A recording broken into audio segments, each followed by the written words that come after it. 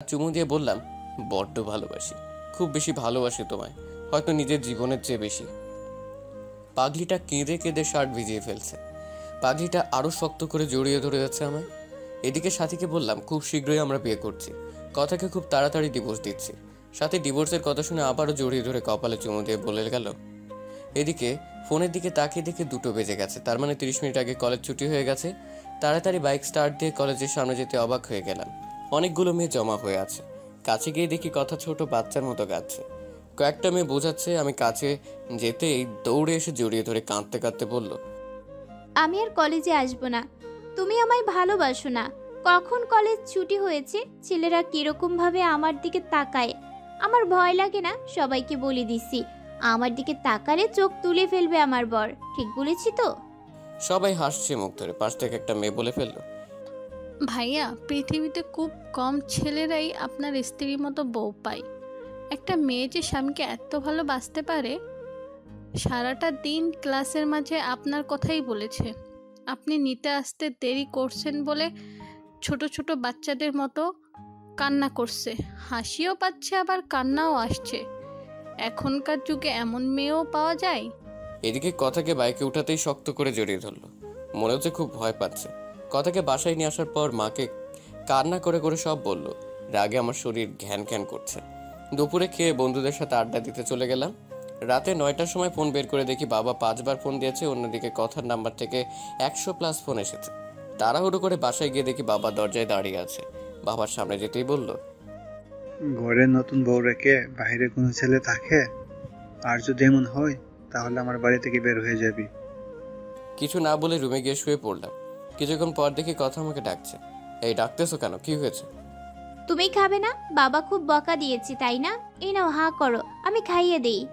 কথাটা বলে মুখের কাছে খাবার তুলে দিতে একটা থাপ্পড় বসিয়ে দিলাম। খাবারের প্লেটটা ফ্লোরে ফেলে দিলাম। তুই কি চাস? আমার জীবনটা তো নরক বানিয়ে দিয়েছিস। আমার বুক থেকে আমার ভালোবাসার মানুষটাকে সরিয়েছিস। এখন আমার বাবার কাছ থেকে আমাকে দূরে সরিয়ে আমার সমস্ত সম্পদ তোর করার প্ল্যান করছিস। আমি তোকে এই মাসেই ডিভোর্স দিব। একদম কথাটা বলে নিলাম। কথার ঠোঁট কেটে রক্ত বের হচ্ছে। তোমার সাথে খাবো বলে খাইনি, ক্ষমা করে দিও। এতিম তো, এতিমখানায় বড় হয়েছি, তাই মা বাবার আদর পাইনি।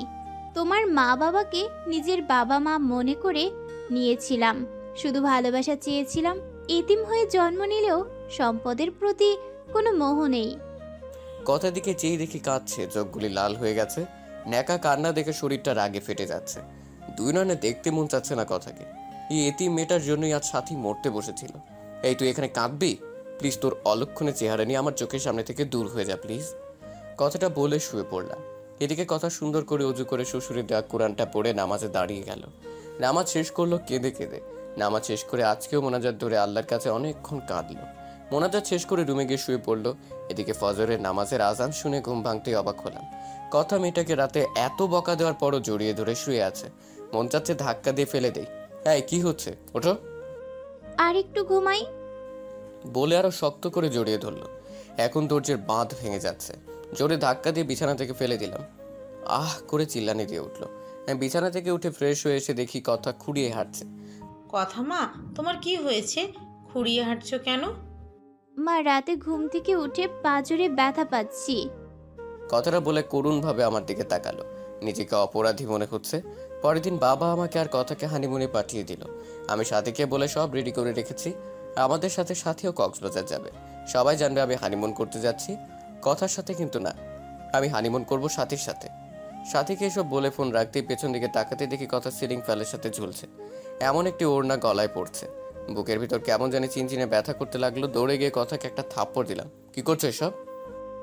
আমি ছোট বলে, এতিম বলে কারো ভালোবাসা পাবো না। বিয়ের পর সকল নারীই তার স্বামীর অধিকার চায়। আর আপনি বিয়ের পর একটি রাত আপনার বুকে পর্যন্ত ঘুমাতে দেননি। কতটা স্বপ্ন দেখেছিলাম তোমায় নিয়ে, কিন্তু তুমি আমায় রেখে অন্য মেয়ের সাথে অবৈধ সম্পর্ক করতে যাচ্ছ। প্লিজ বোঝার চেষ্টা করো, এখন এসব বলার সময় নয়। চলো, দেরি হয়ে যাচ্ছে, গাড়ি মিস করবো আবার। কথা আর কিছু বললো না। এদিকে কথার এসব কাণ্ড কারখানা সব সাথীকে বললাম। সাথী বলল কোনো চিন্তা না করতে। আমাদের সাথে একই গাড়িতে সাথী গেল কক্সবাজার।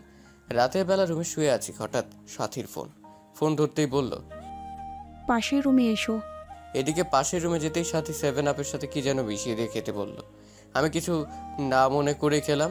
সাথীকে খুব কাছে পেতে ইচ্ছে করছে, নিজের অজান্তেই সাথীকে জড়িয়ে ধরে ফেললাম। সাথীও রেসপন্স করলো। আমি আস্তে আস্তে সাথীর লিপের সাথে আমার লিপ জোড়া মিলানোর আগেই সাথীর ফোনটা ক্রিঙ্কিং করে বাজতে লাগলো। ফোনটা ধরেই সাথী উঠে ওয়াশরুমে চলে গেল। এদিকে কিছুক্ষণ পরে সে বলল, বাবু আমি অসুস্থ, কাল যা মন চায় তাই করো। এই বলে আমাদের রুমে দিয়ে গেল। কথাকে বলল সে আমাদের কলেজ ফ্রেন্ড। কথা কখনো সাথীকে দেখেনি। এদিকে রুমে গিয়ে বিছানায় শুয়ে পড়লাম। এখন আমার শরীর আর চোখ দিয়ে উত্তাপ বের হচ্ছে। কথা আজ খুব সুন্দর করে সেজেছে। নীল শাড়ির সাথে ম্যাচিং ব্লাউজ, সাথে নীল রঙের চুড়িতে কি অপরূপটাই লাগছে। কথার চোখে কাজল দেওয়াতে আরো মায়াবী লাগছে। কথা এসে খাটে বসতেই টান দিয়ে বুকে জড়িয়ে নিলাম। কটনের আকস্মিক ব্যবহারে কথা কিছুটা বিব্রত হলো। আপনাকে একটা কথা বলবো। বলো, কি বলবে? আপনার কাছে একটা জিনিস চাইবো, দিবেন তো আমাকে? আচ্ছা বলো, দেওয়ার মতো হলে দিব। টাকা লাগবে কি? না, আমার টাকা চাই না, আমার তো তোমাকে চাই। কি বলবে? না কিছু না। শোনো, তুমি কি আমাকে একটা কিউট মেয়ের মা বানাবে, যার নাম হবে তোমার নামানুসারে রাইসা? ইস, বাবুর মা হবার কথা বলে কিরকম লজ্জা পেয়েছে। লজ্জা পাবোই তো। আমি কথার কারের কাছে মুখটা নিয়ে বললাম, কাছে আসো, তোমাকে রাইসার মা বানাচ্ছি। দুষ্টুমির ছলে কথাটা বললাম। কথা ছোট বাচ্চার মতো আমার বুকে মুখ লাগালো। আমি কথার কপালে একটা চুমু দিয়ে আরো শক্ত করে জড়িয়ে ধরলাম। পিচিটা তাঁর ঠোঁট জোড়া আমার ঠোঁটের সাথে মিলিয়ে দিল। এরপর নারী পুরুষের সবচেয়ে ঘনিষ্ঠ কিছু মুহূর্ত পার করলাম। তারপর বুকে জড়িয়ে শুয়ে পড়লাম। সকালে ঘুম থেকে উঠে দেখি কথার কাপড় চোপড়ে কিছু ঠিক নেই। আমার শরীরের বিভিন্ন জায়গায় লিপস্টিকের দাগ। পিচিটা এখনো শক্ত করে জড়িয়ে ধরে আছে আমায়। রাতের কথা মনে হতে লাফ দিয়ে উঠলাম। এ কি করলাম আমি? আমি তো কথাকে ডিভোর্স দিব, তবে কেনই বা তার সতীত্ব হরণ করলাম? মাথা কাজ করছে না। কথাকে আজ খুশি খুশি লাগছে। বিয়ের পর কখনোই এতটা খুশি দেখিনি ওকে। সকাল সকাল ফোন দিয়ে সাথীকে সবকিছু বললাম। সাথে আমার কথা শুনে তেলে বেগুনে ফুলে উঠলো। সাথীকে বললাম, সবকিছু তোমার জন্যই হয়েছে। তুমি যদি গত রাতে সে মেডিসিন না খাওয়াতে তাহলে এমনটি হতো না। আচ্ছা বাদ দাও, কোনো চিন্তা করো না। কাল তোমাকে একটা পিল দেবো, সেটা খাইয়ে দিও, তাহলে কোনো চিন্তা করতে হবে না। সাথীর কথা শুনে বেশ অবাক হলাম, কিন্তু সাথীকে ভালোবাসি, কথাও দিয়েছি সাথীকেই বিয়ে করব। তাই আর কোনো কিছু চিন্তা না করে রাজি হয়ে গেলাম। পরের দিন রাতে একটা পিল নিয়ে বললাম, খেয়ে নাও তো পিলটা। কথা কিসের পিল এটা? আমি তো সুস্থ, আপনি কিসের পিল খেতে বলছেন আমাকে? তোমাকে মিথ্যে বলে লাভ নাই, ক্ষমা করে দিও। সেদিনের রাতে তোমার সাথে যা হয়েছে তা নিছক একটি দুর্ঘটনা মাত্র। আমি জানি তুমি যা হারিয়েছো তা পৃথিবীর বিনিময়ে ফিরিয়ে দিতে পারবো না। আমি ডিভোর্স পেপার রেডি করে রেখেছি, তাই আমি চাই না আমার সন্তান তুমি গর্ভে ধারণ করো। চিন্তা করো না, ডিভোর্সের সাথে তোমাকে 20 লাখ টাকার একটা চেক দিয়ে দিচ্ছি, সময় করে ব্যাংক থেকে তুলে নিবে। এদিকে আমার কথাটা শুনে কথা আমার দু পা জাপটে ধরে বলতে লাগলো, প্লিজ আপনি আমার গর্ভের সন্তান নষ্ট করতে বলবেন না। আপনার মন চাই আপনি আরেকটা বিয়ে করেন। আমি কখনো কোনোদিন স্বামীর অধিকার চাইব না। আপনার বাড়িতে তো দুটো কাজের মেয়ে রাখছেন, আমাকে নিয়ে না হয় 3টা হবে। প্লিজ আমার সন্তানকে নষ্ট করে দিতে বলবেন না প্লিজ। আমি সারা জীবন আপনার বাসায় কাজের মেয়ে হয়ে থাকব, কোনো পারিশ্রমিক দিতে হবে না। শুধু আমাকে ডিভোর্স দিয়েন না। আমার সন্তানটা যেন বলতে পারে আপনি তার বাবা। আমি চাই না আমার মতো আমার অনাগত সন্তানটা পিতৃহীন পরিচয়ে বড় হোক। প্লিজ একটা এতিমকে এভাবে ফিরিয়ে দিবেন না। আপনার পায়ের নিচে একটু জায়গা দেন, নয়তো গলা টিপে মেরে ফেলেন। এই কি করছো? পা ছাড়ো। আমি পারবো না, আমার জীবনের সাথী ছাড়া কেউ নেই। এখন পিলটা খেয়ে নিবে, যদি না খাও মনে করব তুমি আমার বুকে পা রেখে তুমি গর্ভধারণ করবে। এখন তোমার ইচ্ছে। প্লিজ এমন কসম দিও না। আমার কাছে যে তোমার স্থান সবার উপরে। পারবো না আমি তোমার বুকে পা রেখে সন্তান নিজের মাঝে বড় করতে। ক্ষমা করে দিও কথা, এছাড়া আমার কোনো উপায় ছিল না। এই নাও পিল, আর এই নাও পানি, খেয়ে নিও। আচ্ছা দাও। এই বলে জন্ম নিয়ন্ত্রণ পিলটা হাতে নিয়ে নিল। চোখ থেকে টপ টপ করে পানি পড়ছে। করুণ দৃষ্টিতে তাকিয়ে আছে। মনে মনে ভাবছে হয়তো আমি বলবো পিল খেতে হবে না কথা, কিন্তু না, আমি কোনো কথা বললাম না। কথা আমার দিকে তাকিয়ে থেকে বিষ যেমন করে মানুষ মুখে নেয় তেমনি করে মুখে নিয়ে নিল। গ্লাস থেকে একটি পানি মুখে দিল। নিজের অজান্তেই মনে হচ্ছে খুব বড় কোনো পাপ করে ফেললাম। এদিকে মা ফোন করলো যে বাবা অসুস্থ, তাই বাড়ি ফিরে যেতে হবে। মনে মনে স্থির করে নিলাম বাড়িতে ফিরে ডিভোর্স পেপারের জন্য আবেদন করব। কথাকে নিয়ে বাসায় ফিরলাম। এদিকে সাথী বলল যে কথাকে আমাদের দুজনের মাঝ থেকে সরিয়ে ফেলবে। আমি ওর অনেক বোঝানোর পর সাথী বলল, সেই দিন কক্সবাজার মেয়েটা যা বলেছিল সবই শুনেছি, আর সবচেয়ে বড় কথা হলো মেয়েটাকে তোমার বাবা অনেক স্নেহ করে। আমি তোমাদের বাড়ির রহিমের কাছে খবর পেয়েছি, যে তোমার বাবা নাকি তোমার সম্পত্তির কথার নামে লিখে দেবে। তাই আমাদের ভবিষ্যতের জন্য কথাকে আমাদের পথ থেকে সরে দেবে। আমি তোমাকে না বলে প্রফেশনাল কিলারের সাথে কন্ট্যাক্ট করেছি। না, এ হতে পারে না। আমাদের ভালোবাসার জন্য একটা নিষ্পাপ জীবনকে হত্যা করব? না, সাথে এটা করা ঠিক হবে না। বাবু দেখো, আমি চাই না, কিন্তু তোমার বাবা কখনো কথা বেঁচে থাকতে আমাকে মেনে নেবে না। আর তোমাকে না পেলে আমিও বাঁচবো না। সত্যি মরে যাব। তুমি আমার নিঃশ্বাস, তুমি আমার প্রাণ। জানো, তুমি কথাকে বিয়ে করার পর একটি রাতও শান্তিতে ঘুমোতে পারিনি। এতটা ভালোবাসা পরে কেন আল্লাহ আমার মাঝে এত বড় দেয়াল তুলে দিল? প্লিজ তুমি আমাকে খুন করে ফেলো, নয়তো আমাকে তোমার বুকে টেনে নাও। তোমার বুকটাই যে আমার শেষ ঠিকানা। তোমার বুকে যে আমি শেষ নিঃশ্বাস ত্যাগ করতে চাই। প্লিজ কান্না করো না। আমি সব সইতে পারি, কিন্তু তোমার কান্না সহ্য করতে পারি না। তোমাকে যে বড্ড ভালোবাসি, কিন্তু আমাদের ভালোবাসার জন্য একটা নিষ্পাপ জীবনকে কেমনে সরিয়ে ফেলি? আল্লাহ কি ক্ষমা করবে আমাদেরকে? জানি এটা অন্যায়, কিন্তু এই ছাড়া আমাদের কোনো উপায় নেই। কথাটা বলে হাতটা নিয়ে সাথীর গলা চেপে মেরে ফেলতে বলল। প্লিজ কিলমি, আমাকে গলা চেপে মেরে ফেলো। তোমাকে ছাড়া বাঁচাতে পারবো না। জানো রাজ, মেয়েরা সব ভাগ দিতে পারে, তবে একটা ভাগ ছাড়া, তা হলো তার ভালোবাসার ভাগ। আমার সহ্য হয় না কথাকে। যে বুকে আমার থাকার কথা, সেই বুকে সেই মেয়েটা থাকে। যে স্বপ্ন তোমাকে নিয়ে দেখেছি, সেই স্বপ্ন পূর্ণ করছে সেই মেয়েটা। আমাকে তুমি হত্যা করতে পারবে না তোমার সেই স্ত্রীর কথাকেও হত্যা করতে, কিন্তু তোমাকে আমায় হত্যা করতে হবে না। তুমি হিনা, আমি এই জীবন দিয়ে কি করব? কথাটা বলে কাঁদতে কাঁদতে ব্লেড দিয়ে হাত পোঁচ দিল।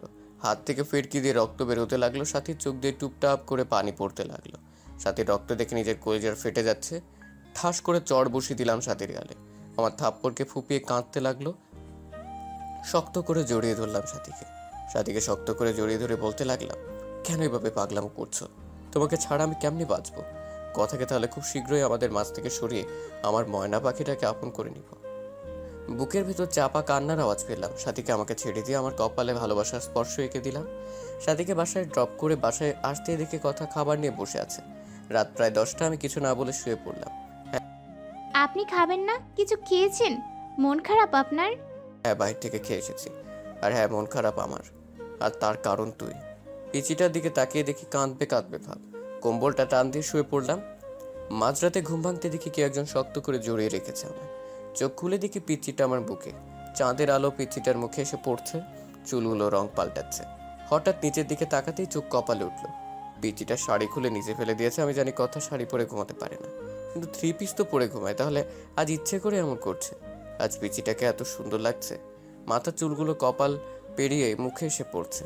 মন চাচ্ছে ফু দিয়ে চুলগুলো কপাল থেকে সরিয়ে আলতো করে কথার কপালে ভালোবাসার পরম স্পর্শ রেখে দিই। এ কি আমার গায়ে লিপস্টিকের দাগ? মনে মনে ভাবছি আজ মনে হয় পুরুষ দর্শন করেছে। আমার বুকে লিপস্টিকের দাগ দেখে বিস্মিত হলাম। কথার ঠোঁটের দিকে তাকিয়ে দেখি ঠোঁটে এক বিন্দু লিপস্টিক নেই। মনে মনে ভাবছি পিচিটা কি সর্বনাশ করছে। তবে আজ কেন পিচিটাকে এত সুন্দর লাগছে? মন চাচ্ছে সারা জীবনের জন্য আপন করে নিই। হয়তো কথা সৃষ্টি হয়েছে আমার জন্য, কিন্তু না, আমার বুকে সাথী ছাড়া কারো জায়গা নেই। আমার মন প্রাণ জুড়ে শুধু সাথী। তাই কথাকে কয়েকবার ডাক দিলাম, উঠলো না। তাই জোরে ধাক্কা দিতে চোখ কচলিয়ে উঠলো। আমি বললাম, কি ব্যাপার, আমার গায়ে লিপস্টিকের দাগ কেন? আর তুমি কেন আমার বিছানায় শুয়েছো? আমার না ভয় করছিল। আর রাতে আমি কিছুই করিনি, সব আপনি করছেন। আমি তো আপনার সাইডে ঘুমিয়েছিলাম। আপনি জোর করে বুকে টেনে নিয়েছেন। আপনাকে মনে করেছিলাম এমনি অনেক ভালো, কিন্তু ঘুমের ঘরে আপনি যে এত ডেভিল না, শুধু ডেভিলের বস। আমার লিপ কিস করেছেন, ঘাড়ে কিস করেছেন, বুকে কিস। এই চুপ, অসভ্য মেয়ে। আর কিছুক্ষণ পর বলবে আমার নাভিতে আরো কত জায়গায় করেছি। বলতে হবে না। আপনি ঘুমাননি তাহলে? সব জেগে থেকে ইচ্ছে করেই করেছেন। এই পিচি, চুপ করবে? মিথ্যে বলতে লজ্জা করে না? তোমার শাড়ি কে খুলেছে? শাড়ি কেন খাটে নিচে ফেলে রেখেছো? শাড়ি পরতে পারো না? বিয়ে করেছো কেন? আমি না হয় শাড়ি পরতে পারি না, নিজে তো লুঙ্গিটাও পরতে পারো না, আবার অন্যকে শাড়ি পরার কথা বলে। পিচ্চিটার কথা শুনে নিজের দিকে তাকাতেই চোখ বন্ধ করে ফেললাম। চাদরটা গায়ে জড়িয়ে কষে একটা থাপ্পড় দিলাম কথাকে। থাপ্পড়টা খেয়ে মাটিতে পড়ে গেল। আমার রাগ চরমে উঠে গেছে। রাগের মাথায় বলতে লাগলাম, তুই মরতে পারিস না? আমার জীবনটাকে নষ্ট করে দিয়েছিস। জন্ম নিয়েই তো মা বাবাকে খেয়েছিস, এখন আমাকেও নাকি খাবি? আর তোকে না বলছি ডিভোর্স দিব, তারপর কেন আমার বিছানায় আসিস? আর একদিন যদি আমার বিছানায় আসিস তাহলে প্রয়োজনে তোকে খুন করে জেলে যাব। আপনাকে খুব কষ্ট দিয়েছি তাই না? আপনার কোথাও লাগেনি তো? আপনার হাতে কি ব্যথা পেয়েছেন? জানেন আল্লাহ কেন যে আমাকে বাঁচিয়ে রেখেছে? ছোটবেলায় অনাথ আশ্রমে বড় হয়েছি, দেখিনি মায়ের মুখ। মা ডাকটাও কখনো ডাকতে পারিনি বাবার কাছে আদরের সুরে কিছু চাইতে। কখনো বাবার কাঁধে চড়ে ঘুরতে পারবই বা কিভাবে? বাবাকে তো কখনো দেখিনি। আর এখন এসেছি আপনাকে জ্বালাতে। জানেন আত্মহত্যা মহাপাপ, সেই জন্যই হয়তো বেঁচে আছি। তা না হলে কখনো আপনার পথের কাটা হতাম না। আপনার বাড়ির দাসী করে রেখে দিয়েন, পারিশ্রমিক হিসেবে সকাল বিকাল রাতে এভাবে থাপ্পড় দিয়েন, তবুও তো দাসী হয়ে আপনার হাতের স্পর্শটা পাবো। আমি কি করব? ভয় পাই তো, তাই আপনার বুকটাকে নিরাপদ মনে করে শুয়েছিলাম। ক্ষমা করে দিবেন এই এতিমটাকে। নিচের দিকে তাকিয়ে কথাগুলো বলতেছিল, আর চোখ থেকে আষাঢ়ে শ্রাবণ ঝর্ণা ধারায় মতো জল গড়িয়ে পড়ছে চোখ থেকে। পিচ্চিটার কথা শুনে নিজের কাছেই খুব খারাপ লাগছে। এভাবে মারাটা ঠিক হয়নি। সবচেয়ে খারাপ লাগছে যখন দেখলাম পিচ্চিটার ঠোঁট কেটে রক্ত পড়ছে। পরদিন মা বাবা জান্নাতকে নিয়ে নানি বাড়ি চলে গেলে সাথীকে ফোন দিলে সাথী বাড়িতে আসে। এদিকে সাথী আজ পিঙ্ক কালারের একটা শাড়ি পরেছে, হালকা লিপস্টিকের সাথে চুলগুলো ছেড়ে দিয়েছে। সাথী আসলেই সাথীকে নিয়ে বেডরুমে ঢুকে পড়ে। কথা অবাক নয়নে তাকিয়ে আছে, চোখটা ছলছল করছে। মনে হচ্ছে কখন জানি বৃষ্টি নামবে। কি হলো, দরজায় দাঁড়িয়ে আছো কেন? আজ তুমি জান্নাতের রুমে থাকবে, আর আজ রাতে আমাদের এই রুমে আসবে না বিরক্ত করতে। আর হ্যাঁ, আমাদের দুজনের জন্য খাবার দিয়ে যেও। এদিকে কথা আমার মুখের দিকে তাকিয়ে মাথা নাড়িয়ে হ্যাঁ সূচক জবাব দিল। কথা চলে গেল। সাথে সে জড়িয়ে ধরে বলতে থাকে, কবে যে পাবো তোমায় সারা জীবনের জন্য, কবে তোমার বুকে মাথা রেখে ঘুমাবো। এদিকে আমার হাতটা সাথী স্পর্শকাতর জায়গায় সাথীর নিঃশ্বাস ভারী হয়ে আসছে। ঠোঁট জোড়া সাথীর ঠোঁট জোড়াকে আবদ্ধ করে ফেলবে ঠিক তখনই কথা খাবার নিয়ে রুমে ঢুকে পড়ে, কোনো প্রকার নক না করে। আমি সাথীকে ছেড়ে দিই। কথার দিকে তাকিয়ে বুঝতে পারলাম কাঁদছে। কথা ভাবিনি আমি এতটা নিচে নেমে যাব, কিন্তু কথা জানতো না আমার কলিজার টুকরা হচ্ছে সাথী। সাথী আমার জীবন মরণ, আমার ভালোবাসা সব সাথীর জন্য। কথা খাবার রেখে চলে গেল, চোখ দিয়ে পানি পড়ছে। দেখা গেল কথার। এদিকে সাথীর সাথে গল্প করতে করতে কখন যে আমি আর সাথী ঘুমিয়ে যাই খেয়াল নেই। সাথীর সাথে ফিজিক্যালি রিলেশন করতে চাইলেও সাথী বিয়ের পরের কথা বলে। আমরা সিদ্ধান্ত নিয়েছি 1 সপ্তাহ পর বিয়ে করব, তাই আর জোর করিনি। এদিকে মাঝরাতে কারো চাপা কান্নার আওয়াজে ঘুম ভেঙে যায়। চোখ খুলতেই দেখি সাথী আমার বুকে। সাথীকে বুক থেকে সরিয়ে কান্নার আওয়াজ কোথা থেকে আসছে তা দেখার জন্য রুমের বাইরে বের হতেই যা দেখলাম তা দেখার জন্য একেবারেই প্রস্তুত ছিলাম না। কথা জায়নামাজে বসে আছে, দেখে মনে হচ্ছে মোনাজাত ধরে আছে। মাঝে মাঝে ফুপিয়ে কান্নার আওয়াজ আসছে রুম থেকে। আমি আর একটু কাছে যেতেই শুনলাম কথা বলছে, হে আল্লাহ, আমার পরম করুণাময় আল্লাহ তাআলা, তোমার দরবারে 2টি হাত তুলে ধরেছি। আল্লাহ, শুনেছি মাঝরাতে নাকি তুমি প্রথম আসমানে এসে বান্দাদের ফরিয়াদ শুনো। আচ্ছা আল্লাহ, এতিম বলে কি আমার ফরিয়াদ শুনবে না? জানো আল্লাহ, দুনিয়াতে মানুষ কষ্ট পেলে মা বাবাকে বলে, তুমি তো আমার মা বাবাকেও উঠে নিয়েছো। তুমি ছাড়া যে আসমানের উপরে জমিনের নিচে কেউ নেই আমার। শুনতে পাচ্ছ কি আমার কথা? দুনিয়াতে সন্তান কান্না করে দিলে মা দৌড়ে আসে, সন্তানকে কোলে তুলে নিয়ে গালে মুখে চুমু দিয়ে বলে, কি হয়েছে আমার লক্ষ্মী সোনা, কাঁদে না। হে আল্লাহ, তুমি তো দুনিয়ার মায়েদের চেয়ে লাখো কোটি গুণ তোমার বান্দাদের বেশি ভালোবাসো। তুমি তো সব দেখো হে মাবুদ। আমার স্বামী আজ অন্যের বুকে শুয়ে আছে, আমার কলিজাটা ফেটে যাচ্ছে। আল্লাহ, আমার মা বাবাকে তুমি তোমার কাছে নিয়ে নিলে আমায় কেন রেখেছো? আমাকে কষ্ট দিতে তোমার যদি ভালো লাগে আরও দাও কষ্ট। আল্লাহ, আমি যে আর সইতে পারছি না। একজন পতিতা নারীও তার স্বামীর ভাগ অন্য কাউকে দিবে না, আর আমি এতটাই অভাগে জন্ম নেওয়ার পর না পেলাম বাবা মার ভালোবাসা, না পেলাম স্বামীর ভালোবাসা। আজ আমার স্বামী আমাকে বের করে দিয়ে অন্য মেয়ের সাথে রাত্রি যাপন করছে। হে আল্লাহ, আর কত কাঁদবো? কত কাঁদলে তোমার রহমতের সাগরের টান লাগবে? আর কত অশ্রু বিসর্জন দিলে তোমার আরশ কুরসি কেঁপে উঠবে। কত কাঁদলে তোমার রহমান আর রহিম নামের দয়ার সাগরে টান লাগবে। তুমি না বলেছ এতিমদের অভিভাবক তুমি? তুমি না বলেছ যার কেউ নেই তার তুমি আছো? আল্লাহ, এতিম মানুষের চোখের পানি তোমার দেখতে কি খুব বেশি ভালো লাগে? আর যে আমি পাচ্ছি না। হে রহিম রহমান আমার আল্লাহ, আমার স্বামীকে আমার করে দাও। আমার স্বামীকে তোমার জান্নাতে নিয়ে একসাথে থাকতে চাই।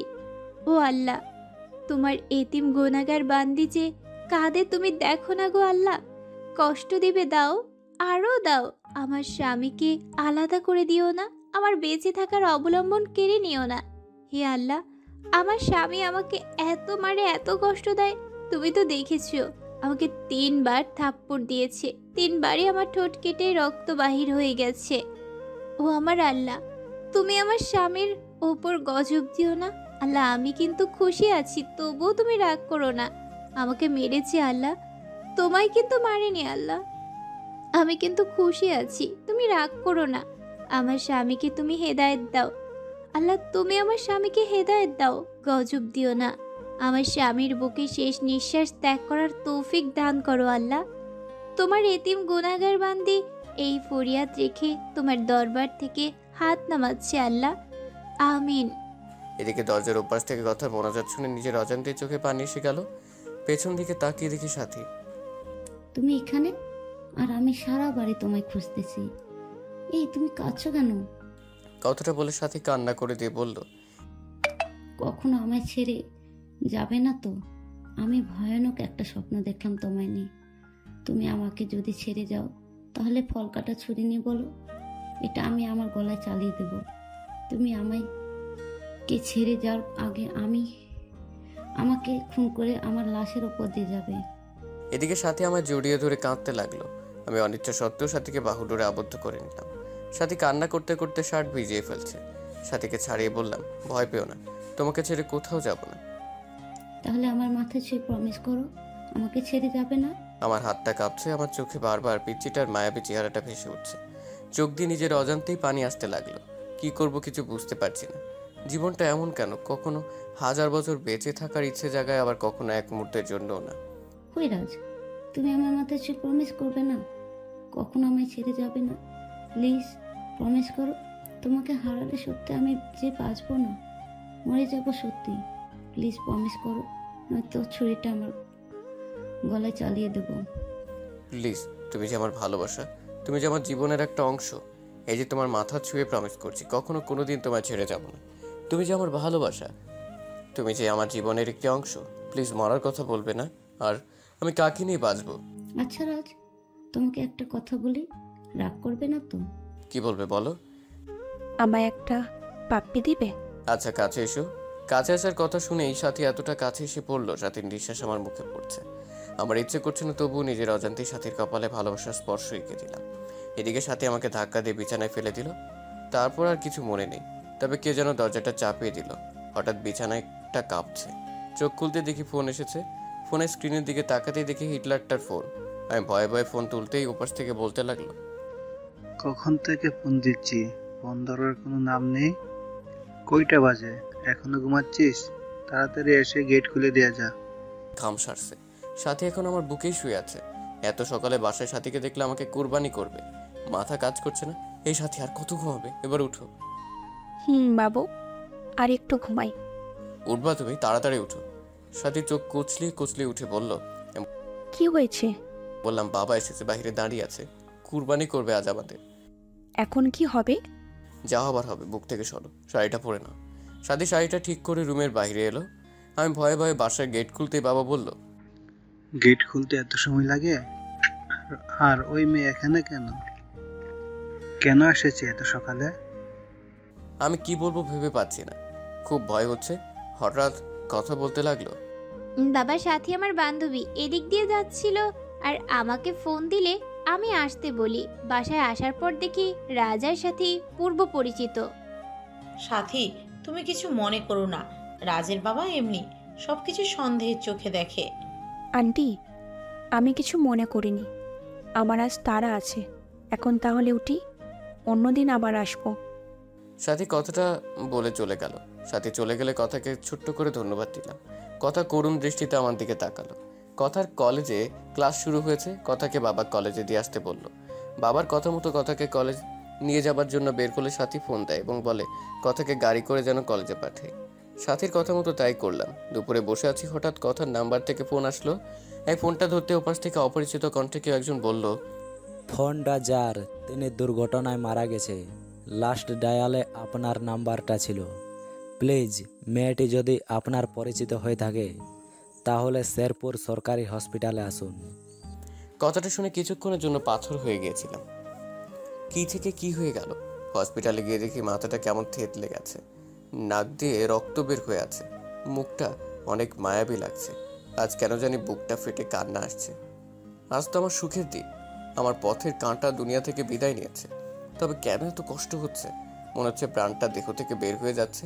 হে আল্লাহ, ভালোবাসা পাওয়ার জন্য নিজের স্ত্রীকে খুন করে ফেললাম। কিছুক্ষণ পর বাবা মা আসলো, তারাও কাঁদছে। বাবা সবচেয়ে বেশি কাঁদছে। আজ কথার দাফন, কথার লাশটা কাঁধে নিয়েছি। মনে হচ্ছে কলিজাতে কেউ ছুরি চালিয়ে দিয়েছে। দূরে সাথীকে দাঁড়িয়ে থাকতে দেখলাম, সাথীও আজ কাঁদছে। আকাশ বাতাস আজ কাঁদছে মনে হচ্ছে। কথাকে দাফন করে আসলাম।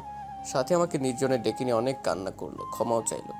সরাসরি আমার পায়ে পড়ে বলতে লাগলো, রাজ, আমাদের ভালোবাসার জন্য একটা নিষ্পাপ জীবনকে হত্যা করে ফেললাম। আমি সাথীকে সান্ত্বনা দেওয়ার জন্য বললাম, তুমি কিছু অন্যায় করনি, যদিও বা করে থাকো সব তোমার ভালোবাসাকে পাওয়ার জন্য। সাথী চলে গেল।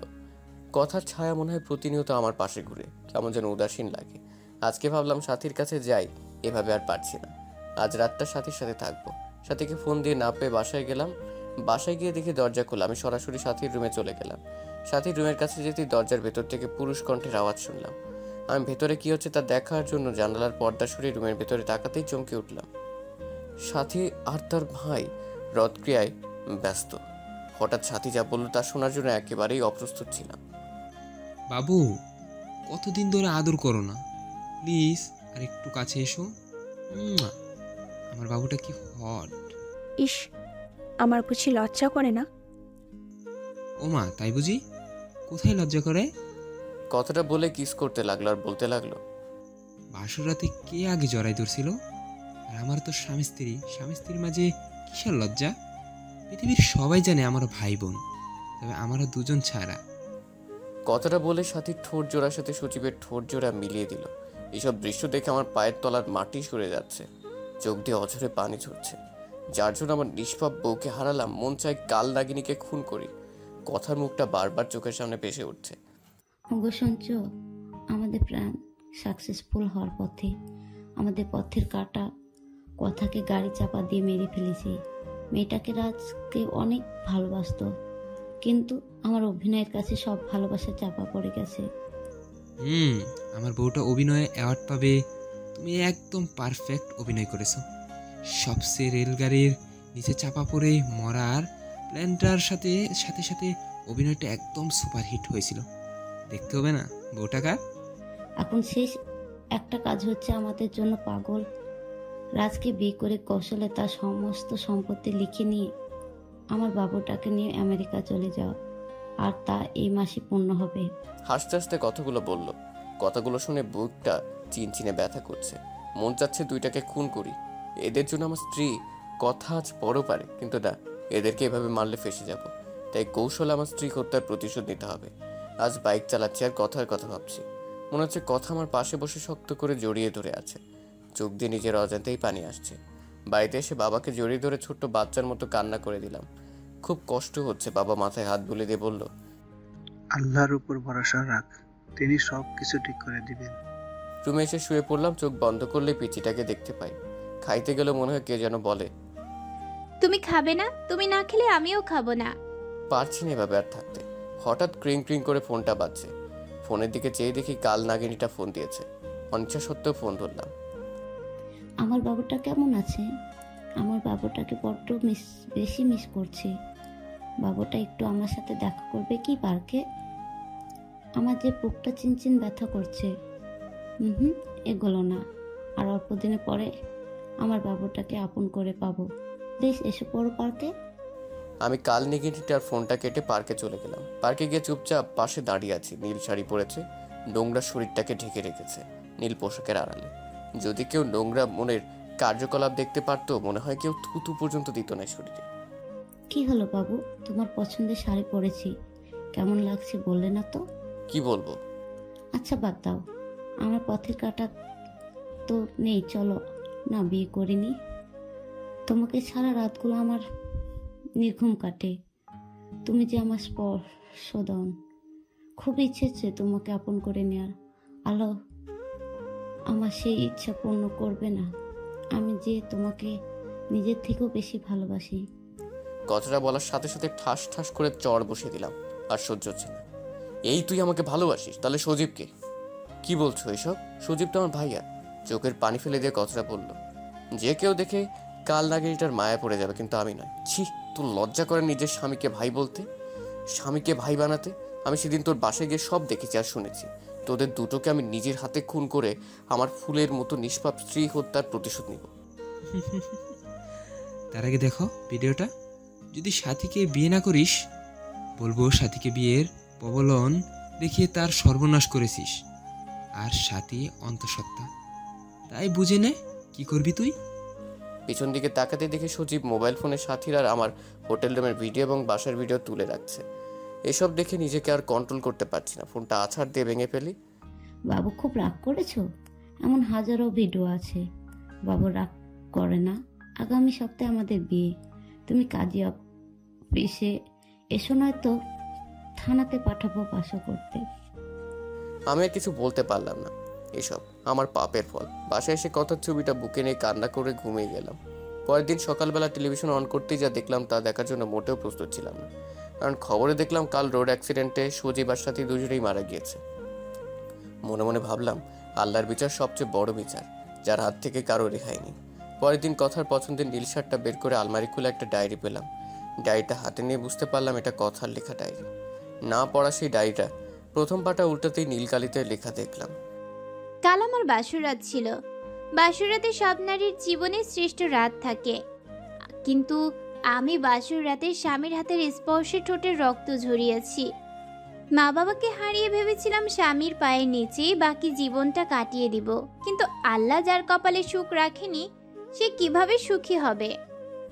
প্রতিদিন মাঝরাতে সবাই যখন ঘুমিয়ে থাকতো, একা ঘুম থেকে উঠে পড়তাম, আল্লাহর কাছে মাঝরাতে স্বামীকে চেয়ে কান্না করতাম। যেদিন আমার স্বামীর সাথে প্রথম যৌন সম্ভ্রম হলো, সেদিন সব কষ্ট ভুলে গিয়েছিলাম। মনে মনে আল্লাহর দরবারে লক্ষ কোটি শুকরিয়া জানিয়েছিলাম আমার বরকে আমার করে দিয়েছে। কিন্তু পরের দিন যখন জন্ম নিয়ন্ত্রণ পিল নিয়ে এসে খেতে বলে, মুহূর্তে পৃথিবীটা ওলটপালট হয়ে যায়। বাধ্য করে আমাকে জন্ম নিয়ন্ত্রণ পিল খাওয়ায়। আল্লাহর কাছে কত কেঁদেছি সন্তানটাকে গর্ভে ধারণ করার জন্য। খুব কষ্ট হতো, বুকের ভেতরটা ফেটে কান্না আসতো যখন দেখলাম আমার স্বামী সাথী নামের মেয়েটার সাথে অবৈধ কাজ করে।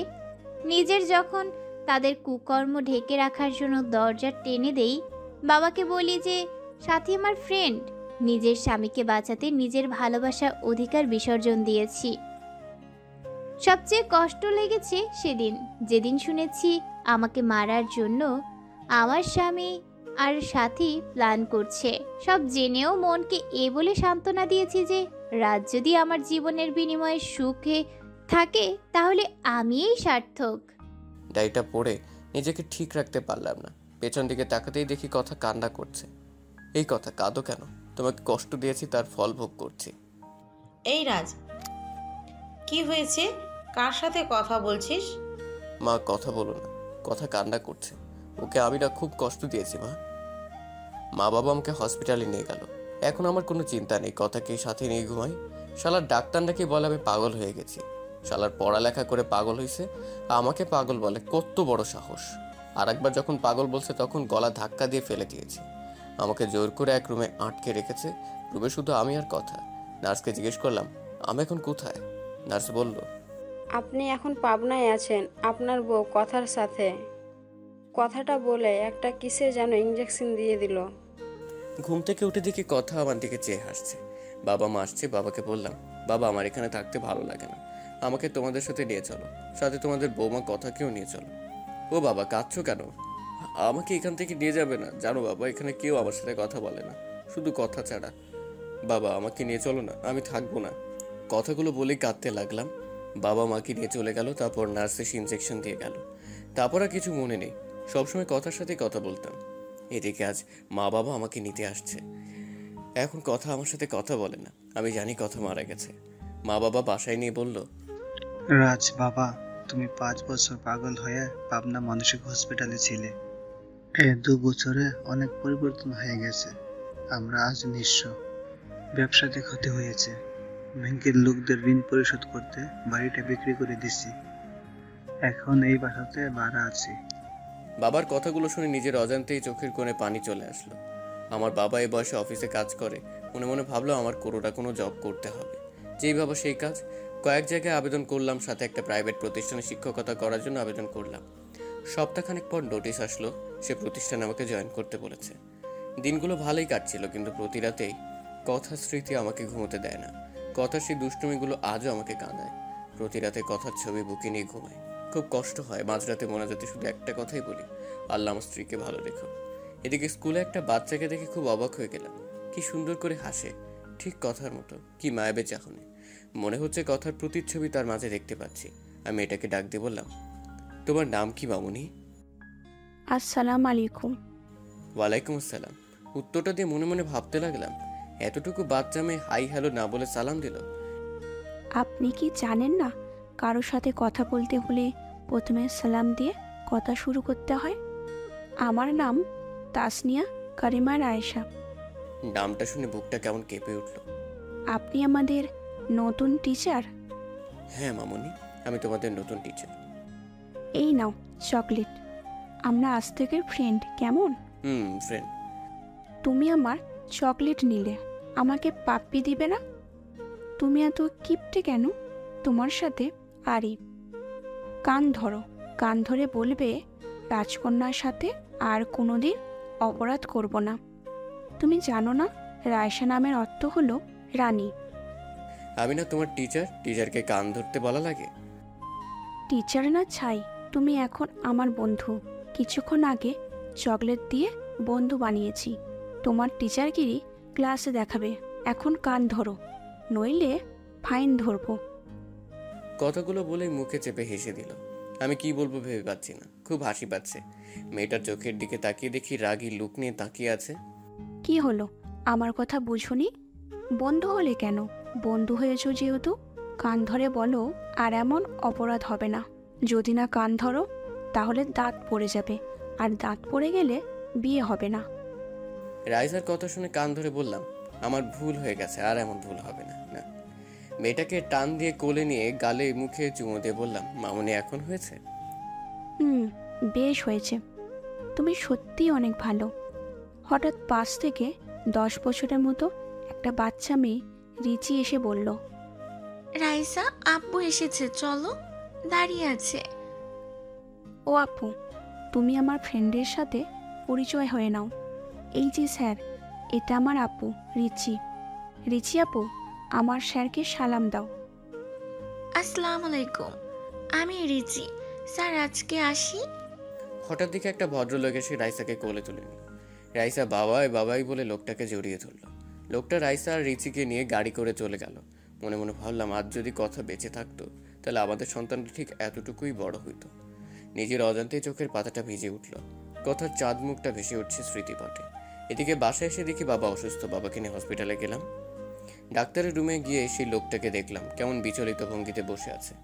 ডাক্তার লোকটিকে বলল, রফিক সাহেব, যদিও নেগেটিভ রক্ত না পাওয়া যায় 4 ঘন্টার ভেতর, তাহলে আপনার মেয়েকে বাঁচানো সম্ভব না।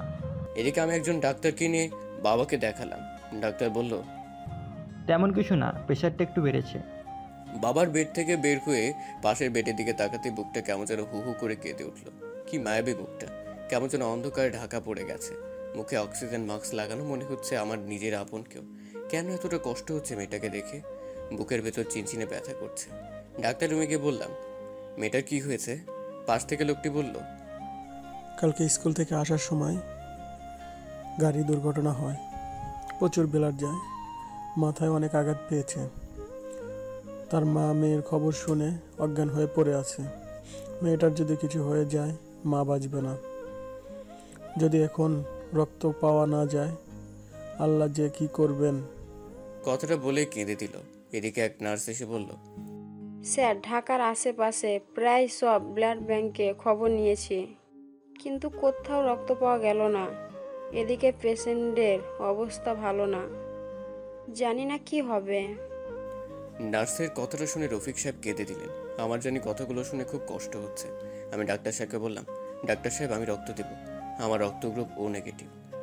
ডাক্তার তাড়াহুড়ো করে আমায় নিয়ে শুয়ে দিলেন। 2 ব্যাগ রক্ত নিয়ে রাইসাকে দিল। আমি কিছুক্ষণ শুয়ে থেকে বাবার কাছে চলে আসলাম। পরের দিন বাবাকে নিয়ে বাসায় ফিরি। হসপিটাল থেকে আসার সময় রাইসার বেডের দিকে তাকিয়ে দেখি একটা মেয়ে রাইসাকে জড়িয়ে ধরে আছে। মনে হচ্ছে এটাই রাইসার মা, কিন্তু মানুষটাকে খুব পরিচিত লাগছে। এক ধ্যানে তাকিয়ে আছে মেয়েটার দিকে। কিরে রাজ, বাসায় যাবি না? এভাবে দাঁড়িয়ে পড়লি যে? বাবার কথা শুনে খানিকটা চমকে বললাম, চলো বাবা। বাবাকে নিয়ে বাসায় আসার পর বিছানায় গাটা এলিয়ে দেই। পরের দিন হঠাৎ কে যেন দরজা নক করছে। আমি দরজাটা খুলতে আমার মাথাটা ঘুরতে লাগলো, পা দুটো কাঁপছে। কথা, তুমি বেঁচে আছো? হ্যাঁ, বেঁচে আছি।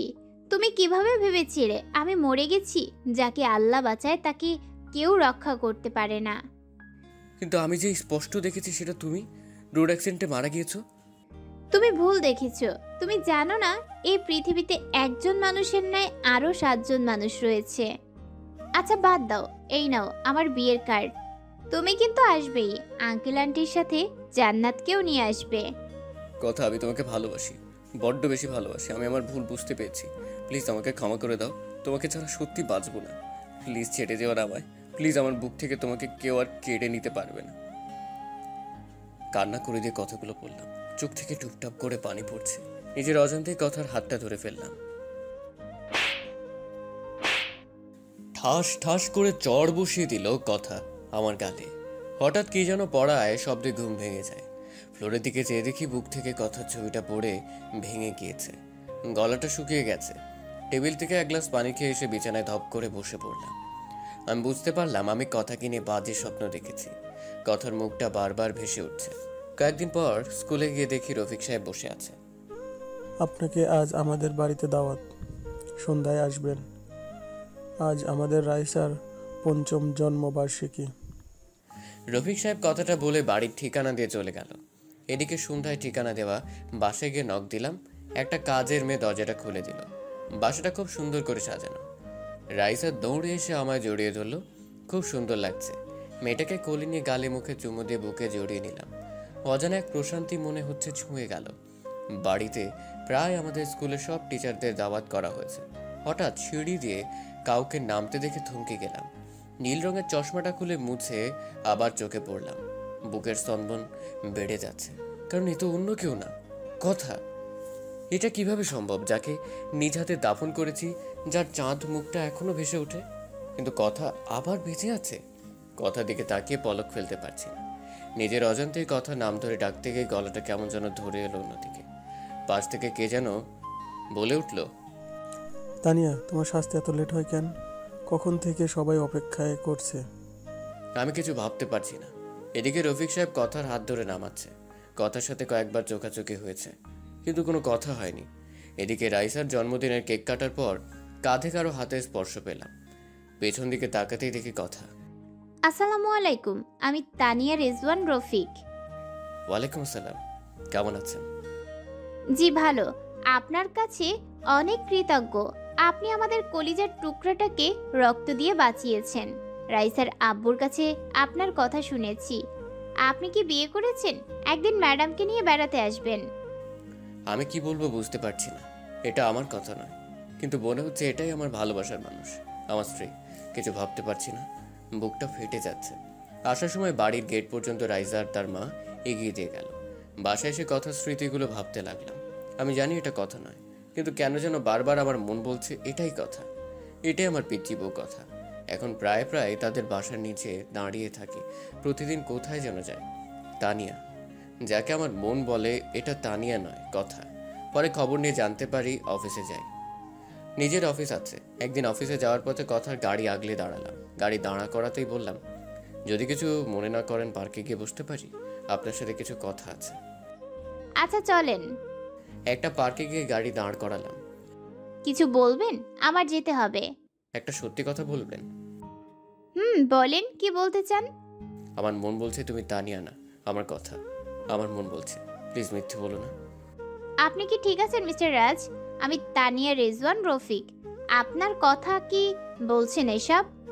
আপনি এসব বলতে এখানে এনেছেন আমার? ছি, লজ্জা করে না? আমি মিথ্যে বলছি না। এরপর কথার সাথে ঘটে যাওয়া সব কিছু বললাম। কি আশ্চর্য! আপনি কি আমাকে নাটকের স্ক্রিপ্ট শোনাচ্ছেন? প্লিজ, আমি জানি তুমি আমার কথা, তুমি আমার সাথে মিথ্যে বলছো। কি আশ্চর্য! আমার বিয়ে হয়েছে, বাচ্চাও আছে 2টা। প্লিজ কথা, তুমি আমার কথা বলো। তুমি মিথ্যে বলছো। আমার বোন কখনো মিথ্যে বলে না। কথাটা বলে কথার হাতটা ধরে ফেললাম। কথা হাতটা ছাড়িয়ে ঠাস ঠাস করে চড় বসিয়ে বলতে লাগলো, আপনাকে ভালো ভেবেছিলাম, কিন্তু আপনার যে চরিত্র খারাপ তা বোঝার বাকি রইল না। লজ্জা করে না অন্যের স্ত্রীর হাত ধরতে? আপনার কি বউ নেই? জানেন আমার স্বামী আর 2টা মেয়ে আছে। তারপর আমাকে কেন বিরক্ত করেন? নির্ঘাত আমার মেয়ের জীবন বাঁচানোর জন্য আজ আপনাকে লোক ডেকে অপমান করলাম না, নইলে আজ আপনাকে পুলিশে দিতাম। ছোট লোক নারীদের সম্মান করতে শেখেনি। জন্মের দোষ রয়েছে আপনার। কথাটা বলে জিভে কামড় দিল। এদিকে তানিয়া, যাকে কথা ভেবে নিজের অজান্তেই হাতটা ধরে ফেলেছিলাম, কিন্তু সে তো আমার কথা না। নিজের প্রতি আজ প্রচণ্ড ঘৃণা হচ্ছে। আজ আমার জন্য মা বাবা কথা শুনল। সরি, আমি ঠিক এমনটি বলতে চাইনি। না ঠিক আছে, বলবেন না কেন? আমি যে হতভাগা নিজের স্ত্রীকে কত কষ্ট দিয়েছি, এতটা ভালোবাসা সত্ত্বেও তাকে দূরে সরিয়ে দিয়েছে। তবে জানেন, এখনো বাজারাতে উঠে তার জন্য কান্না করি। তার ছবিটা বুকে নিয়ে ঘুমাই, তার ডায়েরিটা বুকে নিয়ে প্রতি রাতে কাঁদি। 5 বছর পাগল হয়ে পাবনা ছিলাম। জানি না আর কত কষ্ট পাবো। আল্লাহ আরও আমাকে কষ্ট দেন যেন। জানেন, যেদিন আপনাকে দেখছি সেদিন আমার মন বলছে আপনি আমার কথা, আমার কলিজার টুকরার মতো। কিন্তু না, সেটা আমারই ভুল। কারো মতো দেখতে বা কথা বলতে পারলেই সে যে আপন কেউ হবে তা তো কথা নয়। ক্ষমা করে দিবেন, ভালো থাকবেন। এই যে ডায়েরিটা, এখানে সব লেখা আছে। আবারও বলছি, আপনাকে আমার স্ত্রী ভেবে ডিস্টার্ব করার জন্য। খুব বাজে তো আমি, তাই। আচ্ছা আসি। চোখ দিয়ে অজরে পানি পড়ছে, আর বাঁচার ইচ্ছে করছে না। বুকটা ফেটে যাচ্ছে। বারবার কথার চাঁদ মুখটা ভেসে উঠছে। এদিকে কখন যে মাঝ রাস্তায় এসে পড়েছি জানি না। পেছন থেকে কে যেন ডাকছে। পেছন দিকে তাকিয়েই চেয়েই দেখি তানিয়া হাত দিয়ে ইশারা দিয়ে সরে যেতে বলছে। আমি মুগ্ধ নয়নে তাকিয়ে আছি। এদিকে তানিয়া দৌড়ে আসছে। কি সুন্দর লাগছে, মনে হচ্ছে আমার কলিজার টুকরার কথা দৌড়ে আসছে আমাকে ভালোবাসার পরম শিহরণে জড়িয়ে নেওয়ার জন্য। হঠাৎ কি যেন ধাক্কা দিয়ে শূন্যে উড়িয়ে ফেলে দিল। পাশ দিয়ে একটা বাস চলে গেল। আমি ধাক্কা খেয়ে রাস্তায় একপাশে গড়িয়ে পড়লাম। চোখ দুটি রক্তে বন্ধ হয়ে আসছে, নাক মুখ দিয়ে রক্ত বের হচ্ছে। অনুভব করতে পারছি কেউ বুকের সাথে শক্ত করে জড়িয়ে ধরে আছে আমায়, আর বলছে, ক্ষমা করে দাও আমায়। আমি তোমার কথা, তোমার কিছুই হবে না। আমাকে ছেড়ে কোথাও যেতে পারো না। কেউ কি শুনছেন? প্লিজ আমার স্বামীকে বাঁচাও। আল্লাহ, আমার স্বামীকে হেফাজত করো। কি আছো তোমরা? আমার স্বামীকে হসপিটালে নিয়ে যাও। চোখ দুটি বন্ধ হয়ে আসছে। শত চেষ্টা করেও চোখ দুটি খুলতে পারছি না। নিঃশ্বাস বন্ধ হয়ে আসছে, কানে ভেসে আসছে কথার আহাজারি। বারবার কপালে চুমু খাচ্ছে, শক্ত করে জড়িয়ে ধরে কাঁদছে। তারপরে কিছু মনে নেই। অন্যদিকে একদল লোক এসে হাসপাতালে নিয়ে যায়। এদিকে কথাকে আজ পাগল পাগল লাগছে। ফোনটা বের করে রাজের বাবার কাছে ফোন দিয়ে কাঁদতে লাগলো। কিরে মা, কাঁদছিস কেন? কথা বলছিস না কেন? বাবা, রাজ অ্যাক্সিডেন্ট করেছে। বাবা, ওকে ছাড়া বাঁচবো না। ওকে বাঁচান বাবা। আমার মেয়েটার কি হবে বাবা? আপনি প্লিজ সদর হসপিটালে আসেন। কথার মুখে রাজের বাবা রাজের দুর্ঘটনার কথা শুনে তার পায়ের নিচের মাটি সরে গেল। কই গো রাজের মা, চলো হসপিটালে যেতে হবে, আমাদের রাজ অ্যাক্সিডেন্ট। রাজ ওর বাবার কথাটা বলতে গিয়ে গলাটা ধরে গেল। কি হয়েছে আমার বাবার? কি হয়েছে আমার বাবার? তোমাকে বলেছিলাম আমার ছেলেটাকে আর কষ্ট দিও না, কিন্তু তোমরা সবাই মিলে আমার ছেলেটাকে প্রতি রাতে কাঁদিয়েছো। এদিকে হসপিটালে এসে দেখে রাজকে অপারেশন থিয়েটারে নিয়ে গেছে। কথা কাঁদছে, রফিক সাহেবও আসছে, কথাকে বোঝাচ্ছে। কথা রাজের মাকে জড়িয়ে ধরে কাঁদতে কাঁদতে বলল, মা, ও কোনো কথা বলছে না। ওকে ছাড়া সত্যি আমি মরে যাব। ওই যে আমার নিঃশ্বাস, আমি বাঁচবো না মা রাজকে ছাড়া। ওকে চিরদিনের জন্য পাওয়ার জন্য কত কিছুই না করেছি। এখনো প্রতি রাতে তার দেওয়া শেষ অবলম্বন রাইসাকে বুকে নিয়ে বেঁচে আছি। হঠাৎ অপারেশন থিয়েটার থেকে ডাক্তার বেরিয়ে আসতেই কথা দৌড়িয়ে গেল। প্লিজ ডাক্তার বলেন আমার স্বামী কেমন আছেন, ওর কিছু হবে না তো? প্লিজ ডক্টর চুপ করে থাকবেন না। ডাক্তার চোখ থেকে পানি ছেড়ে দিয়ে বলল, আমাদের সর্বাত্মক চেষ্টা করেছি, কিন্তু এখন আমাদের আর করার কিছু নেই। আল্লাহকে ডাকেন, তিনি যদি ইচ্ছা করেন তাহলে বাঁচতে পারেন। রোগী ক্রিটিক্যাল অবস্থায় আছে। ডাক্তারের কথা শুনে কথার পায়ের তলার মাটি সরে গেল, চোখ থেকে টুপটাপ করে পানি ঝরছে। ডাক্তার আমি কি রাজের সাথে দেখা করতে পারি? যান, তবে কোনো কথা বলবেন না। এদিকে কথা ডাক্তারের কথা মতো রাজের কেবিনে ঢুকতেই বুকটা হু হু করে কেঁদে উঠল। সারা মুখ ব্যান্ডেজ করা, মুখে অক্সিজেন মাস্ক লাগানো, খুব কষ্ট লাগছে। কথার কাছে রাজের মায়াবী মুখটা বারবার ভেসে উঠছে। কথা কিছু না ভাবতে পেরে রাজের পা দুটি জড়িয়ে ধরে কাঁদতে লাগলো। কাঁদতে কাঁদতে বলল, রাজ প্লিজ আমায় ক্ষমা করে দাও, আমায় ছেড়ে কোথাও যেও না, তোমার পায়ের নিচে থাকতে দিও। তোমার পায়ের নিচে যে আমার সব সুখ, আমি তোমাকে অনেক কষ্ট দিয়েছি, প্লিজ আমায় ছেড়ে দিও না। তুমি না বলেছো তোমার যদি কখনো মেয়ে হয় নাম রাইসা রাখবে? তুমি জানো না রাইসা তোমার আর আমার মেয়ে? জানো তোমার মেয়ে জানে তুমি ওর বাবা, কতবার তোমাকে বাবা ডেকে বুকে জড়িয়ে নিতে চেয়েছিল, কিন্তু আমি তোমাকে বাবা বলে ডাকতে দেইনি। তুমি তোমার মেয়েকে বুকে জড়িয়ে নেবে না? ওই আমার জীবন, আমার বেঁচে থাকার অবলম্বন। তোমাকে ছাড়া যে আমি আমাকে কল্পনা করতে পারি না। কথাগুলো বলতে বলতে পা দুটি বুকের সাথে জড়িয়ে কাঁদতে লাগলো। সমানে পায়ে চুমু খাচ্ছে কথা। এদিকে পেছন থেকে এসব নার্স দেখে নিজের অজান্তেই কেঁদে দিয়েছে। বোন প্লিজ এভাবে কান্না করো না, আল্লাহকে ডাকো, রোগীর ক্ষতি হবে। নার্সের কথা শুনে রাজের পা ছেড়ে দিল কথা। কলেজাটা ফেটে যাচ্ছে। বাসা থেকে ফোন দিছে, রাইসা নাকি কাঁদছে। তার বাবার জন্য কেউ তার কান্না থামাতে পারছে না। রাইসা শুনেছে রাজ নাকি অ্যাক্সিডেন্ট করেছে। রাজের বাবাকে বলে কথা বাসায় যাওয়ার জন্য বের হতেই এক লোক বলল, ম্যাডাম হসপিটালে আসার সময় আপনার হাতে ডায়েরিটা ছিল। কথা ডায়েরিটা হাতে নিয়ে বাসায় আসতেই তুমি আমার বাসায় আসবে না, তুমি বাবাইকে কষ্ট দিয়েছো, আমি সব শুনেছি। আঙ্কেলকে যখন ফোনে বলছো যে বাবাইয়ের অ্যাক্সিডেন্ট করেছে, তাও তোমার জন্য তুমি আমাকে বাবা ডাকতে দাওনি। আমার বাবা অনেক ভালো, সেদিন আমার জন্য কান ধরেছিল, আমাকে বুকের সাথে জড়িয়ে ধরেছিল, আমার গালে মুখে পাপ্পি দিয়েছিল। আমি বাবাই ডাকতে চেয়েও বাবা ডাকতে পারিনি, তুমি ডাকতে নিষেধ করেছিলে বলে। ছোটবেলা থেকেই বাবাইয়ের ছবি দেখে বলেছ ওটা তোর বাবা। যেদিন বাবাইকে প্রথম দেখলাম সেদিন দৌড়ে বাবার কোলে গিয়ে বলতে পারিনি বাবাই তুমি আমাকে ছেড়ে কোথাও যাবে না, কিন্তু পারিনি। স্কুলে যখন সব ছেলে মেয়েরা বাবার কোলে চড়ে, তাদের বাবাকে জড়িয়ে ধরে আদর করে, তখন আমি তাদের দিকে চেয়ে থাকি। আমার খুব কষ্ট হতো তখন। রাইসা মামনি, বাবাই ভালো হয়ে যাবে। মা আমার, তুমি কেঁদো না। তুমি আমায় মা ডাকবে না, তুমি আমার কেউ না। তুমি বাবাইকে কষ্ট দিয়েছো, আমার বাবাইকে বাবাই বলে ডাকতে দাওনি। আমি কি করব? রাইসার কথাগুলো শুনে কলিজা ফেটে যাচ্ছে। সত্যি তো তার বাবার থেকে রাইসাকে আমি দূরে রেখেছি। বারবার রাজের কথা মনে পড়ছে। রফিক ভাইয়া কিছু বলছে না, শুধু বলল, মানুষটাকে বড্ড কষ্ট দেওয়া হয়ে গেছে কথা। কথা দরজা লাগিয়ে বিছানায় শুয়ে বালিশে মুখটা লাগিয়ে কাঁদতে লাগলো। হঠাৎ মনে পড়ল রাজ একটা ডায়েরি দিয়ে গেছে। টেবিলের ওপর থেকে ডায়েরিটা তুলে বুকে জড়িয়ে নিল। ডায়েরিটা খুলতেই চমকে গেল। আমার এই হৃদয় লিখলাম তোমারই না। ডায়েরির পরের পাতা উল্টাতেই, ওগোর হৃদয় রাগিনী, জানি না কিভাবে শুরু করব। আমি যে অনেক বড় অপরাধী, তোমার অবুঝ ভালোবাসাকে অবহেলা করেছি। জানো, যেদিন তোমাকে হারিয়ে ফেলেছি সেদিন বুঝেছি তুমি কতটা জুড়ে আমার জীবনে ছিলে। জানো, প্রতিদিন তোমার জন্য কেঁদেছি। মাঝরাতে উঠে আল্লাহর কাছে চাইতাম যেন তোমাকে আমার করে দাও। প্রতিটা রাতে তোমার ছবিটা বুকে নিয়ে ঘুমোতাম, তোমার ছবি বুকে নিয়ে কাঁদতাম। জানো, মানুষ মারা গেলে নাকি তারা হয়ে যায়, তাই প্রতি সন্ধ্যায় আকাশের তারাদের সাথে কথা বলতাম যেন আমার হৃদয় রাঙিনীকে তারা যেন কষ্ট না দেয়। রাতের আকাশের সবচেয়ে উজ্জ্বল তারাকে তুমি মনে করে কাঁদতাম আর বলতাম, অভিমান ভেঙে এসো না, জড়িয়ে নাও না তোমাতে।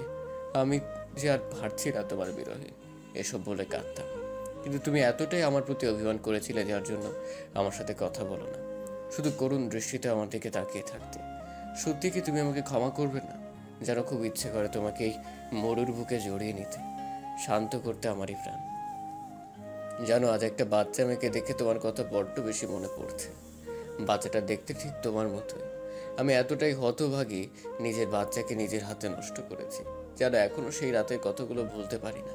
তোমাকে দেওয়া প্রতিটা চড়ের আঘাত আমার কলিজাতে লেগেছে। যেন পরের দিন যখন বাচ্চাটাকে ব্লাড দিলাম, সেদিন মনে হয়েছে আমার খুব কাছের কাউকে রক্ত দিচ্ছি। বাচ্চাটার জন্মদিনে বাচ্চাটাকে বুকে জড়িয়ে নিতেই তোমার শরীরের গন্ধ পেলাম, কিন্তু যখনই সিঁড়িতে তোমার মতোই কাউকে দেখলাম, তখন সত্যি ভেবে নিয়েছিলাম আল্লাহ আমার ডাক শুনেছে। আমি আনন্দে আত্মহারা হয়ে গিয়েছিলাম, কিন্তু যখন শুনেছিলাম তুমি কথা নাও, আমাকে চেনো না, তখন আমার কলিজাটা ফেটে যাচ্ছিল।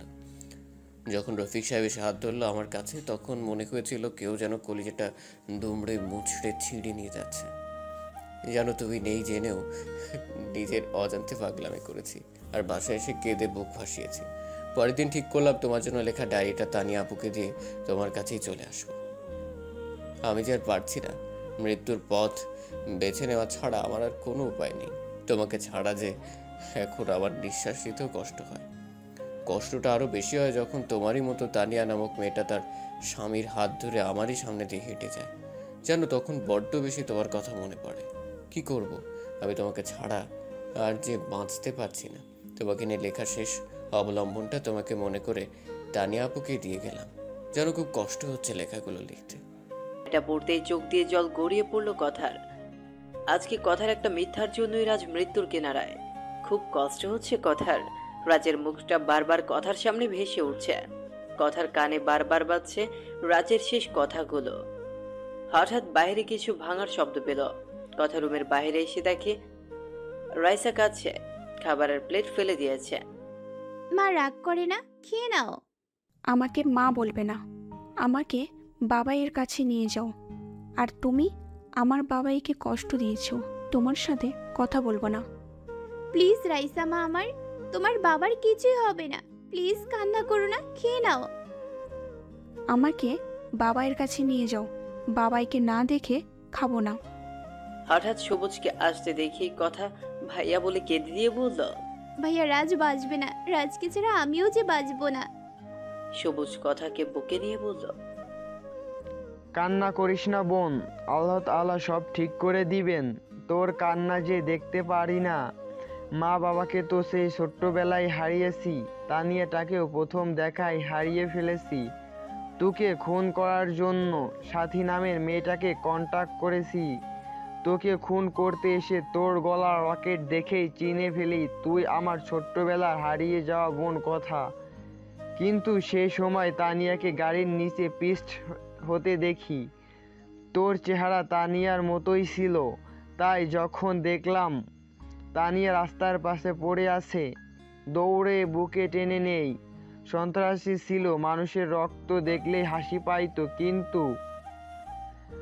কিন্তু যখন নিজের বোনটার রক্ত আমার শার্ট ভিজে যাচ্ছিল, তখন বুঝেছি আপন মানুষের রক্ত শুধু শরীর থেকেই ঝরে পড়ে না, আপন মানুষটির কলিজা থেকেও ঝরে। তোকে আর তানিয়াকে পেয়ে অন্ধকার রাস্তা থেকে সরে আসি।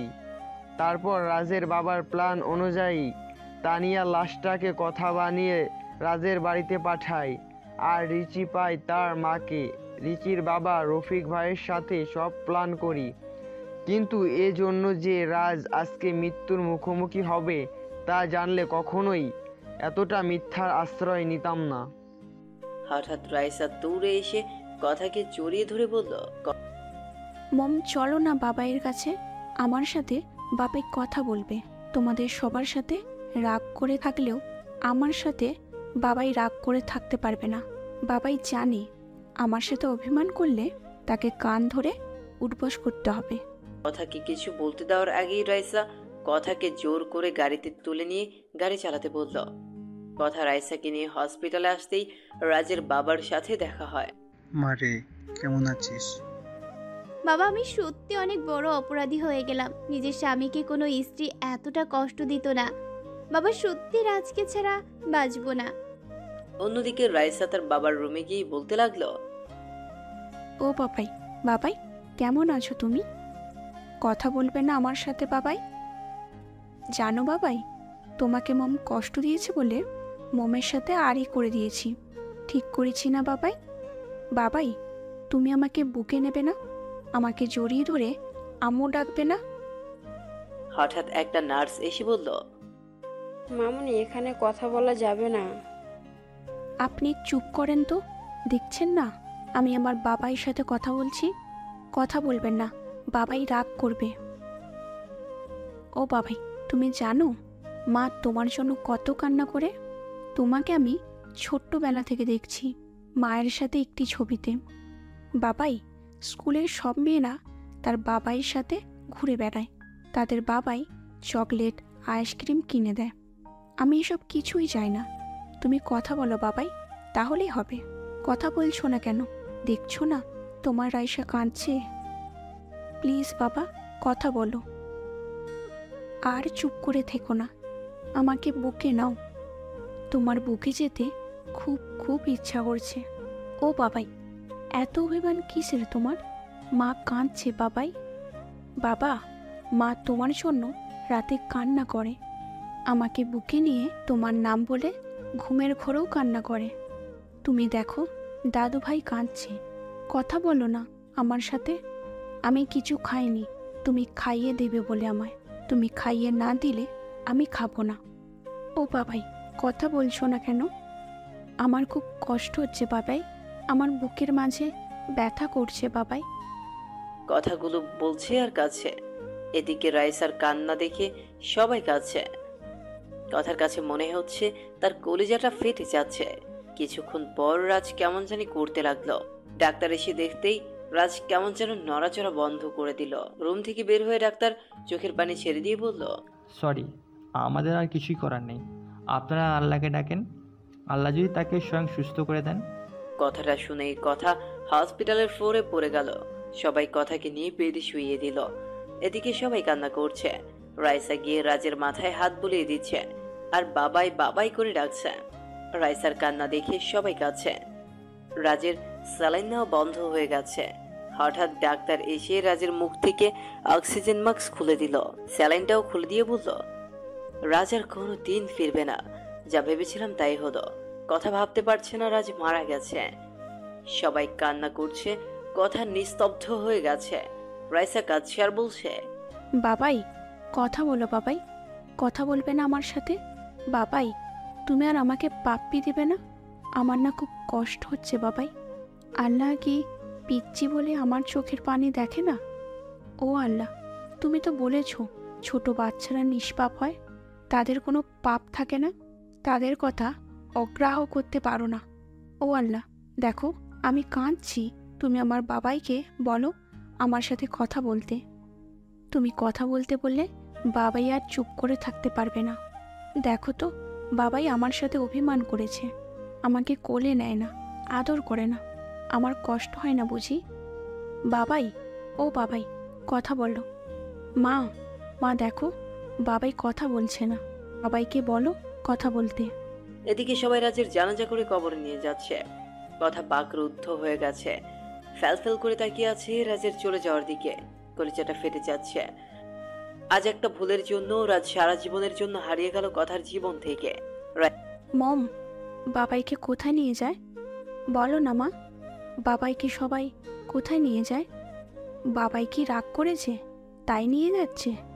বাবাই আবার কখন আসবে মা? বলো না মা, আমার বাবাইকে সবাই কোথায় নিয়ে যায়? রাইসার কথা শুনে কথার কষ্টে বুকটা ফেটে যাচ্ছে। নিঃশ্বাস নিতে কষ্ট হচ্ছে। রাইসাকে বুকের সাথে শক্ত করে জড়িয়ে ধরেছে কথা। রাইসাকে কি বলবে? সেও উত্তর যে কথার কাছে নেই। এদিকে রাজকে কবরে নামালে কথা আর থাকতে পারে না। দৌড়ে চলে যায় কবরের কাছে, গিয়ে বলতে লাগে, আমি আমার স্বামীকে কোথাও যেতে দিব না, তোমরা কেউ আমার স্বামীকে দূরে সরিয়ে দিও না। এদিকে কথার চিল্লানি শুনে রাজের বাবা কথাকে গিয়ে বলে, কি হয়েছে মা, তুই কাঁদছিস কেন? বাবা রাজকে কবর দিয়ে দিচ্ছে, রাজকে প্লিজ কবর দিতে দিয়েন না, ওকে ছাড়া আমি বাঁচবো না। বাবা সত্যি ওকে ছাড়া আমি মরে যাব। মারে তুই দুঃস্বপ্ন দেখছিস, রাজ বেঁচে আছে। ডাক্তার আল্লাহকে ডাকতে বলল। আমি জানি তুই রাজকে অনেক ভালোবাসিস। এত কষ্ট দেওয়ার পরও তুই ওকেই ভালোবাসে গিয়েছিস। বাবা রাজ কোথায়? রাজের ডেট। কথা দৌড়ে রাজের বেডে গিয়ে দেখে রাইসা রাজের বুকে শুয়ে আছে, মুখে অক্সিজেন মাস্ক লাগানো, শরীরে স্যালাইন যাচ্ছে। কথা রাজের কপালে চুমু দিয়ে রাজের পা ধরে কাঁদতে লাগলো। প্লিজ ম্যাডাম, এভাবে কানবেন না, পেশেন্টের সমস্যা হবে, পারলে আল্লাহকে ডাকুন। ঘড়ির দিকে তাকিয়ে দেখে রাত 1টা বাজে। কথা 2 রাকাত নফল নামাজ শেষ করে মনোজাত দুটি হাত উত্তোলন করে বলতে লাগলো, হে পরম করুণাময় আল্লাহ তাআলা রহিম রহমান, এই শেষ রাতে পৃথিবীর সকল মানুষ যখন ঘুমন্ত, এমন সময় তোমার পবিত্র দরবারে দুটি হাত তুলে ধরেছি। ছোটকালেই মা বাবাকে হারিয়েছি। বাবার স্নেহ কি জিনিস কখনো তা পাইনি মায়ের ভালোবাসা, একমাত্র অবলম্বন স্বামী। আজ আমার স্বামীর জীবন ভিক্ষা চাই তোমার দরবারে। হে আল্লাহ, ফকির এক দরজায় ভিক্ষা না পেলে অন্য দরজায় যায়, আর তুমি ছাড়া তো আমার কোনো দরজা নাই। এই ভিখারিনীকে তুমি খালি হাতে ফিরাইও না।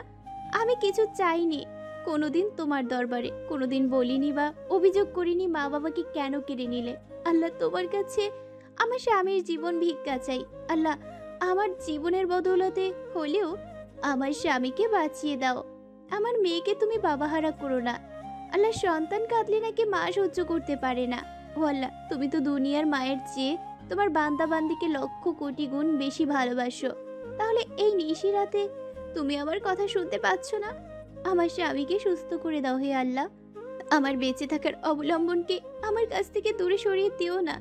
নিশ্চয়ই তোমার গুনাহগার বান্দের দোয়া কবুল করেছো। এই কথা বলে মনোজাত শেষ করে জায়নামাজেই ঘুমিয়ে পড়ল। ভোরের আলো পড়তেই কথার ঘুম ভেঙে যায়। কথা দৌড়ে যায় রাজের বেডে। কথা গিয়ে দেখে রাজের অক্সিজেন মাস্ক খোলা। ডাক্তার এসে বলল, রাজ আর ফিরবে না। কথাটা বলেই ডাক্তার চলে গেল। কথা চিল্লিয়ে কাঁদছে। রাজের পা দুটি জড়িয়ে ধরে বলতে লাগলো, কথা রাজের পা জড়িয়ে ধরে কাঁদছে। কথা কাঁদতে কাঁদতে রাজের কপালে গিয়ে ভালোবাসার স্পর্শ এঁকে দিল। এদিকে কে যেন কথাকে শক্ত করে জড়িয়ে ধরল। কথা চেয়ে দেখে রাজ কথাকে জড়িয়ে ধরেছে। এদিকে রাজ বলছে, আমি কি আমার পিচ্চি বউটাকে রেখে মরতে পারি? আমি যে আমার পিচ্চি বউটাকে বড্ড বেশি ভালোবাসি। আমার পিচ্চিটাকে কি জড়িয়ে ধরতে পারি? যা দুষ্ট। এই কি করছো? শার্ট তো ভিজে গেল। কথাটা বলে রাজের বুকে মুখ লুকালো। ভিজু, কেন কষ্ট দিলে আমায়? তুমিও তো আমাকে কম কষ্ট দাওনি। 5 বছর তোমাকে ছাড়া কাটিয়েছি, তাই আমিও ডাক্তারকে সবকিছু বলে ডাক্তারের সাথে প্ল্যান করে সব করেছি। তবে অ্যাক্সিডেন্ট সত্যি হয়েছিল। আচ্ছা, সত্যি যদি আমি হারিয়ে যেতাম?